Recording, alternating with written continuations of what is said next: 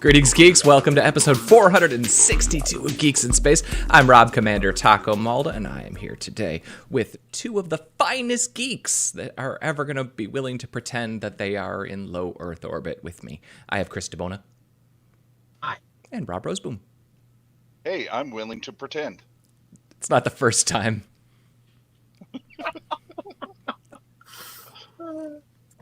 I think normally, though, I expect you to pretend that you're things like the storekeeper or like the bartender, and then I need to kill you and take your stuff. Yeah, it's what I excel at, you know. It's true. We have so many things because we didn't record. It's Monday. been a while, yeah. Yeah. Rob, I wanted to ask you, did you see Rick and Morty's acid bath episode? I did. Is that not some of the most seriously amazing science fiction that has been on TV? Really? Yeah, I enjoyed it. Although I still think my favorite this season so far is the face hugger episode. Yeah. Turning the face hugger episode into like a love story about an entire race is hilarious. That was great too. They've just been hitting on all cylinders on that show this season. Yep, this season's pretty good. But in the middle act of the acid bath episode, where you realize what the premise is or what they're doing, because it takes a good 30 seconds for you to be like, oh, and then for the whole rest of the episode, you're just like, oh no, I know where this is going and it's gonna hurt. It's really great. Fraggle Rock is getting a reboot. Yes. I don't know how I feel about that, because if you think about it, Muppets are the perfect rebootable things, because you don't have any decline in quality, because it's a Fraggle, it's a Muppet, and if they stick with good writing and they don't go full on like DreamWorks sneer, I mean, it could be really good. It's not like they're doing a prequel, and just cynically, leveraging it. Right. They could do a good job if they love it. Well, okay, that's what Dark Crystal did. That was clearly made by people who loved the source material. Yeah. Did either of you watch I guess it wasn't a reboot, but the old, newest Muppet Show when it was on? Yeah. Rough. Yeah, it wasn't very good. They tried to spin it as The Office. Oh, yeah. No. That's a terrible idea. I mean, it just didn't work. I don't know that it's a terrible idea. It just didn't work. They should have brought it back as a Jack Ryan thing. Muppets Jack Ryan. Right. Sure. What other John Krasinski stuff can they pretend they're doing? And I do wonder if Muppet they're going to change a lot in the new Fraggle Rock. If they're going to update things with the times, like Madam Trash Heap will be Madam Compost Heap now. Everyone will have an iPhone. The Doozers will be, will have to, or the Fraggles have to refrain from eating the Doozers buildings because it's not good for their blood sugar. I'm on the insulin. Right. I mean, I think that it's not going to matter too much because I assume that it's going to be a kids show. It's going to be for 8-year-olds, so we're not going to care. But Labyrinth. Yeah, I don't think they're making Fraggle Rock after dark or anything. But Labyrinth is getting a sequel. Madam Trashy. Yeah, I'm not sure how I feel about this. So I'm all in. Sign me friggin' up. But this is a good example of the original Labyrinth is clearly a fairy tale for tweens. I don't know that you want to make a sequel as a fairy tale for tweens. I think that you want to make it for us. And the problem is, Labyrinth isn't it's not the greatest movie in the world, but it holds cult status. It's almost sacred. You know what I mean? Yeah. And it seems strange that they would redo it. I wonder if Fraggle Rock and Labyrinth are the same cinematic universe, right? I mean, hey, what was the drug abuse thing that Jennifer Connelly was in? Not Pi, by the same guy. Requiem for a Dream. Yeah. Requiem for a Dream. So if we continue with actors who are in the same movie are in the same cinematic universe, no matter what, that brings up some very disturbing ideas. So For I sure. think we're going to avoid that now and move on. But yeah, no, Labyrinth, I liked Labyrinth. It was okay. But I mean, I love David Bowie, right? And Jennifer Connelly was terrific in it. And then it was a bunch of Muppets. I have think a we're theory. just talking about Muppets today. That could be. It might be that I organized the URLs in order in my notes so that these things would be together. So I hope that what they do, since obviously the Duke won't be available for us this time around, I hope that they bring back his character, but CGI David Bowie's package onto whatever new actor is portraying. Was it the Night King, the Devil King? I can't remember what his title is. The I think it was the Goblin Night King. King. The Goblin The King. Goblin King. Thank you, Yeah. Mister. So if as long as David Bowie's package makes it into this, I'm cool. You don't think they could just use a practical effect for that, Rob? You think they have to go CGI for that? I mean, as everybody knows, David Bowie's package was fully articulatable. Well, he was Goblin King. That's right. Right. You don't get to the top of the Goblin Pyramid without having a prehensile genitalia. I think there's your title for the episode. Prehensile genitalia. Putting it in the notes. Put it in the notes. Tenet. Tenet. Holy crap. It looks good, however, it's a Nolan movie, so like Inception, it will likely be complete nonsense. Beautifully filmed, wonderfully paced, terrifically acted nonsense. Oh, I love Inception. Discuss. Right? But it's complete crap. No. I mean, story-wise, it's just like, this doesn't make any sense. This is gobbledygook. It's so You know? good. It's so And good. what was like Interstellar? Same thing. Like just a ball of just nonsense. No. Wonderful film. No, Inception proves that love is more powerful than physics. Or not Inception, Right. in the space one. Interstellar. Interstellar. Yeah. God, I love those movies. It's It's like, mostly coherent, and then a little bit of heart thrown in to mess up the science. That seems to be Yeah. the MO. yeah. Yeah. So if you don't mind that, I don't know. We're down to just being able to eat okra. Let's launch a rocket. It's like, wait, no, come on. No way. This is- Love. What is anti-gravity? How does that save you? Love. Right, love's gonna save Earth. That's what Also, it'll take. Matt Damon's name is Dr. Man. Dr. Man. It's very subtle. I feel like No, but Tenet looks interesting. It looks super interesting. Like, oh, they're playing with time. Look, course. they're going backwards. They're going forwards. well, This I is very wonder exciting. if it's connected to we talked earlier about the Rick and Morty acid bath episode. I wonder if they're going to play it like that. right. It will be interesting. As you know, my least favorite subject in any television show or premise is time travel. Time travel is what It's- happens when the writers are like, all right, forget trying to make a transition. We can time travel and get rid of everything. Yep. I feel exactly the opposite. I will quite literally watch anything that incorporates time travel in any way, shape, or form. Yeah. I don't know.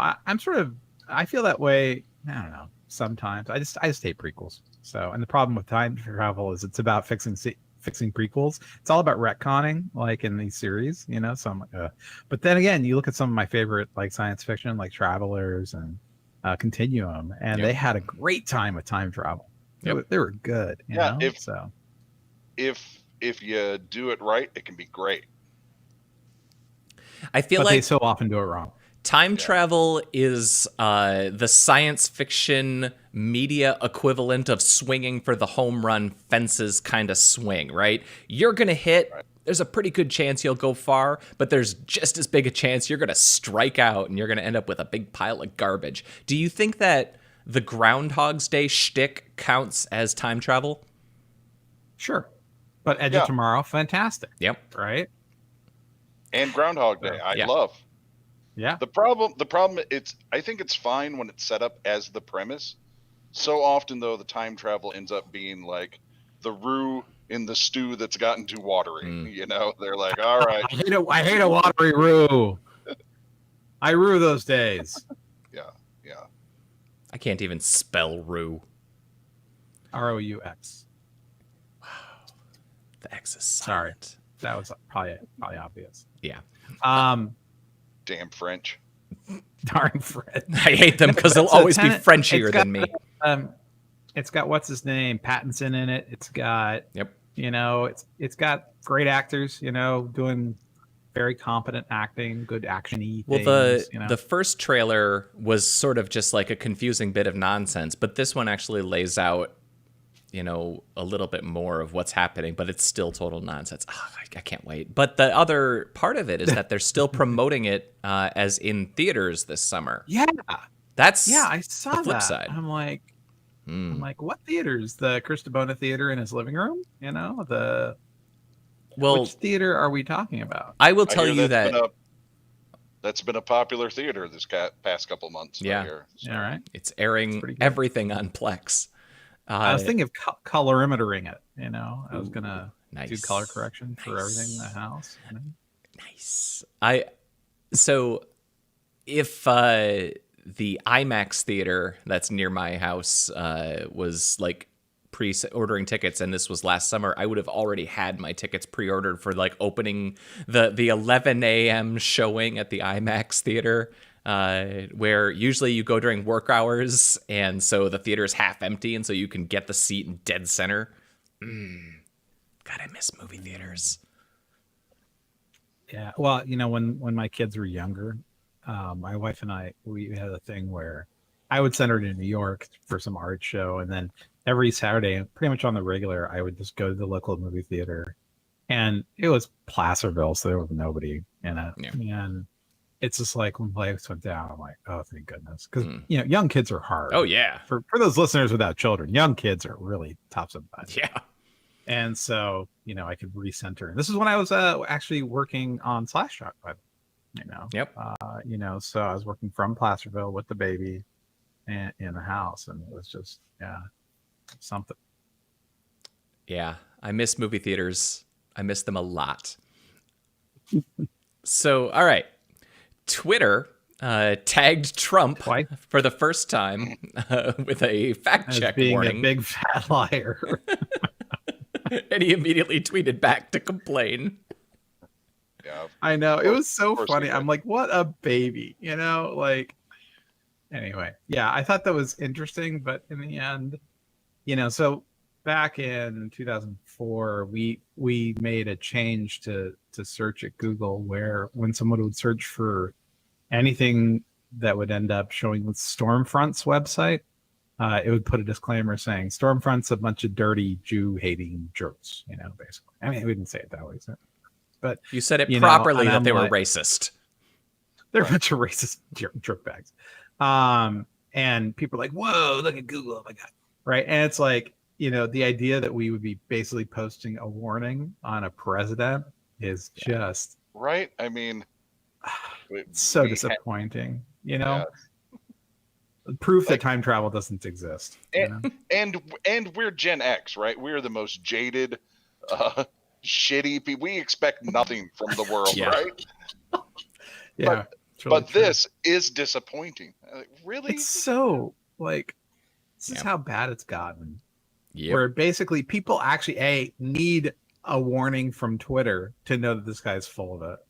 Right? I mean, what about his entire life hasn't been just like doggerel flowing from his mouth, nostrils, and all cavities of his body? The thing that kills me about his about the display is that it's too subtle.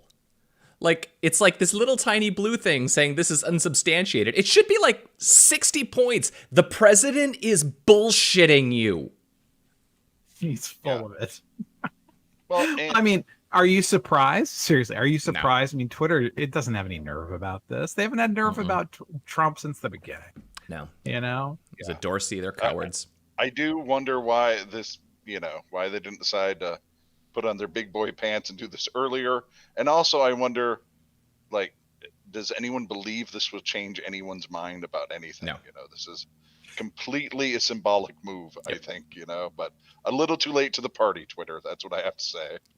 Yeah. Imagine if that I feature mean- would have existed in 2016. Well, I mean, it probably wouldn't have made a difference. Remember, the thing Right. about Trump and his ilk is that they don't care what we think about what they say. They're not talking to us. They're So, not lying to us. again, They're lying I to go them who back- vote for them. I think you know? I think you're wrong on this, because I think that you can split the universe into a couple of parties, and then there's like a 5-10% blob of people in the middle who are the legit undecided.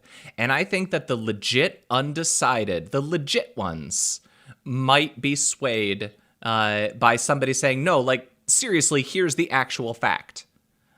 Not I mean, the people on either edge. I mean, you might be right about how really elections are decided by the margins, right? You might have a valid point when it comes to that. But man, if facts mattered, scientists and philosophers would run everything, right? But that's not what matters. What matters is what matters exactly what mattered in elementary school and high school, and popularity matters. That's what matters most in politics. Yep. It's the And guy that you leads want to us have to a Joe beer Rogan. with for some reason. Joe Rogan is obviously very popular, so he's been picked up by Spotify, Spotify. in a very Sirius acquires Howard Stern deal. Yeah. Yeah. So yeah. So He's an good on him, interesting I guess. fellow too, because I mean, he's right a lot. He's also wrong a lot, but I mean, he's way better than a lot of the folks that are like on the edges. Well, Yeah. I will say the thing that he and Howard Stern actually have in common, once you look past the crap and the fear factor and the naked people, they're solid interviewers. Yeah. They get incredible. They really get an incredible interview out of For people sure. they talk to. Yeah. And that was something that Howard Stern really never got credit for that. But man, I've never seen anyone give an interview like Howard Stern would get. I mean, it was remarkable. Yeah, and not So- both of them, I think, aren't necessarily like Cronkite or something. What they seem to be able to do is put people at ease and Yep. get them to talk about things they normally wouldn't. It's not Well, I mean, necessarily yeah. their depth of knowledge; it's their ability to get the knowledge out of the people they're interviewing. Yeah. Yeah. So let's see. Mozilla's got a fix the internet incubator. Yeah. Thank God. Yeah. So Shouldn't everything's they cool fix now. Firefox? Okay. Yeah. Google Chrome employee. Yeah, I mean, yeah, I'm obviously biased. I should just shut up on this one. But like, I want Firefox to do well, So, Sure. so what are they doing? Have they actually incubated anything yet, I mean, they got a list of stuff. or they just announced it, or Well, what they do? They got this idea about putting a blue exclamation point up on anything that seems Yeah. sort of unreasonable or not true. Yeah. So once we got that That's going funny. everywhere, everything will be fine, I'm sure. Yep. Oh, that's right. And they have Parisa and Kathy Pham. They have a as bunch of who people on that run them. list. That's nice. Oh, they have some nice. These are very nice people. To be clear, I look at that even and Matt say- Mullenweg, they're very nice. Yeah. That looked to me like a well-intentioned thing. I don't know what'll come of Yeah. it, but it's well-intended. Yeah. Yeah, and I'm sure they have some projects and some ideas that are great. The problem just comes down to the internet is people. Some people are awful. Yeah. There you go.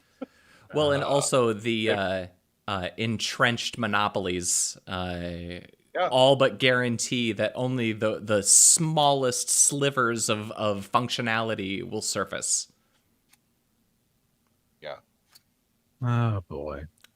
So have you seen the Looking Glass holographic displays? So I've seen what everyone else has seen. I haven't seen Yeah. them in person. Yeah, I don't me know if either. They're they're shipping them, and my favorite part is they won't tell you the price. If you have to If ask. you have to ask, Yeah. it's too much. Yeah. I think the video that I saw a while ago on that was that they needed 2 or 3 GPUs in order just to push the pixels through this thing, because it's like 8 stacked screens or something crazy. Well, it's like an 8K screen but like divided into 46 lenticular Yeah, it's loony. frames or 43 lenticular frames, so It's loony. and 8K is hard to drive on a good day, but yeah. What's your guess for price tag ballpark, do you think? 50? No, I think it's going to be like 25. That's just for the screen though. That's not for like the hardware that comes with it. Yeah. That'll be another like 10 or 15 or something, I don't know. I think that honestly, I think they'll also be out of business in here, because these sorts of, take a flat screen and mess with it companies, they just don't last. Well, this isn't a flat screen and mess with it. This is a different thing. This is more akin to like HoloLens or Magic Leap. Like they're trying to do something different. Like light fields. I mean, it's different. Blah blah blah blah blah blah blah. Sorry, I don't mean to seem jaded. Maybe we'll all be looking at this through. We'll be the first Looking Glass podcast. That's vlog true. We're gonna have to thing. position ourselves. I'll come in a little closer, and then you back out, and then we'll appear on different planes. It'll be awesome. Whoa. The U.S. Okay. has laser weapons that can destroy aircraft now. It's happening, people. They've had lasers for a while, but they weren't as powerful as this one. So I mean, that's great. It's happening. Yeah. All right, I was just looking at their marketing content. What are we're talking about the lasers? Lasers. Lasers. So can they do multiple shots? Because part of the problem before is they could do one shot, Right. and then they had to wait like an absurd amount of time. This is a problem that you're familiar with, Chris? What, lasers? Sure. Having one shot and then having to wait a while?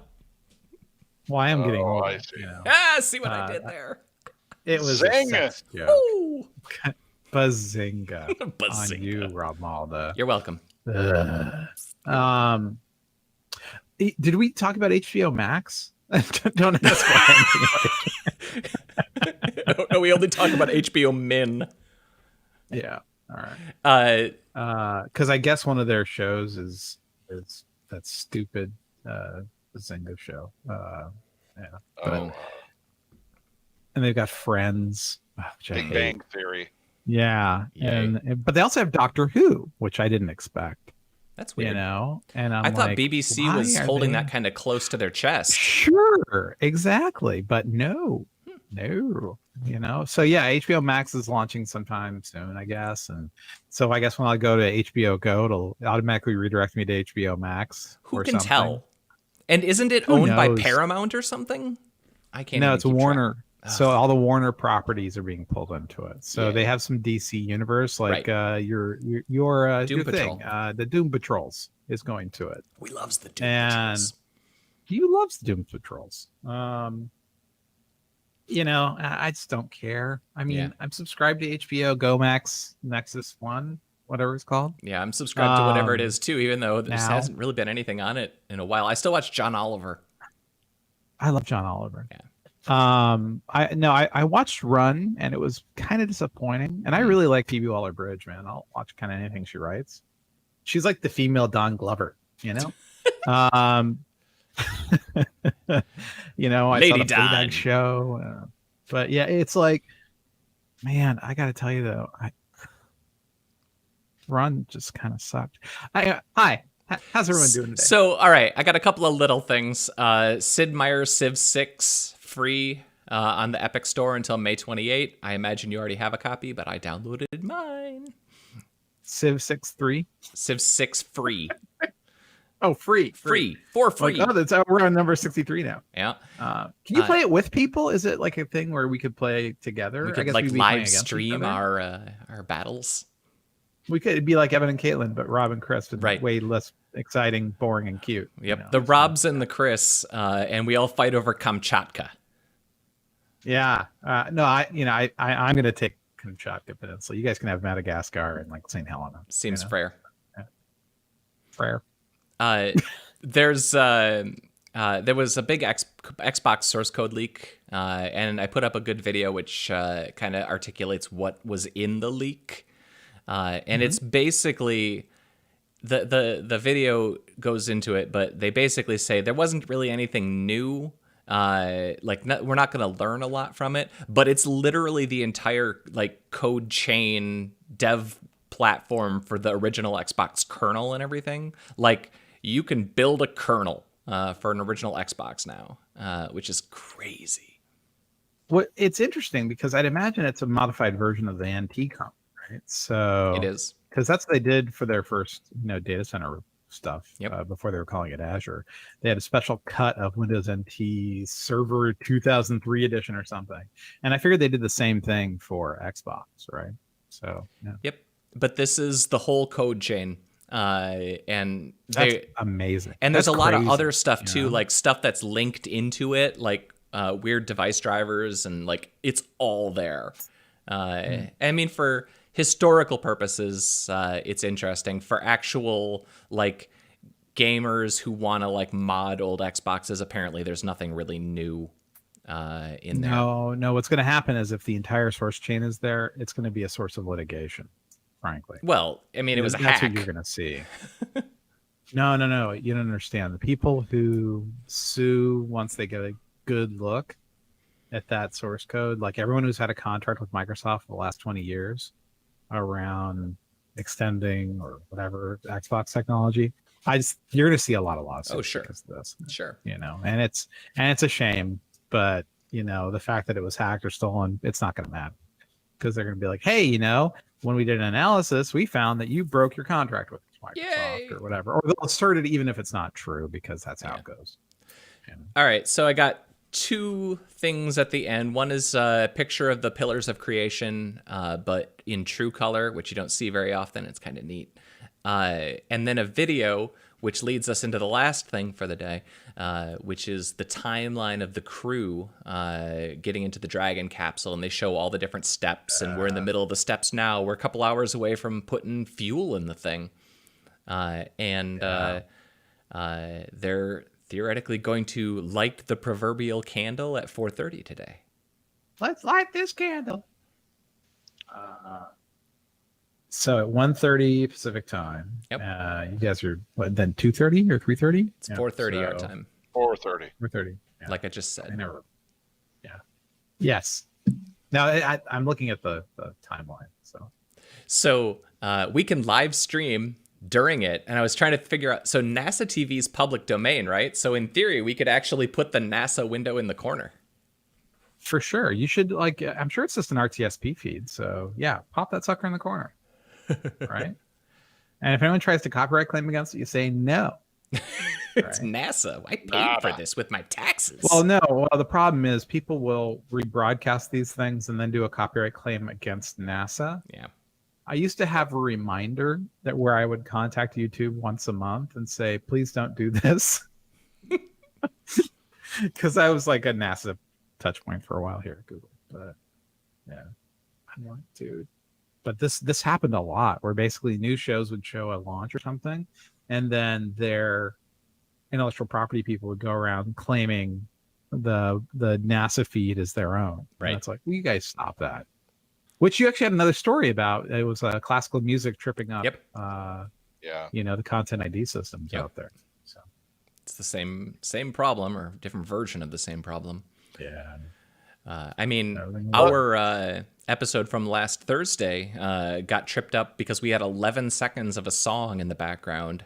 So it was a movie with a song in the background, and Nate was talking over top of the movie, and he was literally saying, this is a really good song. This is a really good soundtrack to this movie. That was the 11 seconds that got dinged. Did you counterclaim that and get it fixed? I mean, I filled out the form. Okay, good. Well, luckily, Mozilla is going to fix the internet. So That's right. That's going to include copyright claims, so we won't have to worry about it anymore. That's right. Yeah, and cryptocurrency and filter everything. bubbles. Between and all between this- all these Bitcoin hot- And the Mozilla incubator, our kids are going to have a really good internet. It's not just going to be TikTok owned by the Chinese government, where if you say one of two phrases, YouTube deletes your content. Yep. Swipe right if you don't like these facts. Swipe left if you do. Thank you, President. Oh, no, I have a blue check mark underneath us. Oh, dear. All right, folks.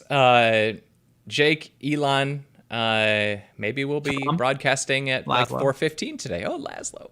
Hi, Laszlo. I don't have to speak to you like you're a child anymore because you're not a child 13. Yeah. All right, folks. And Tom's older than 13, too, just for the record. So. All right. Let's say some goodbyes. I would like to say goodbye to Rob Roseboom. See you later. And I would say goodbye to Chris DeBona. Goodbye. Oh, you put up your howl.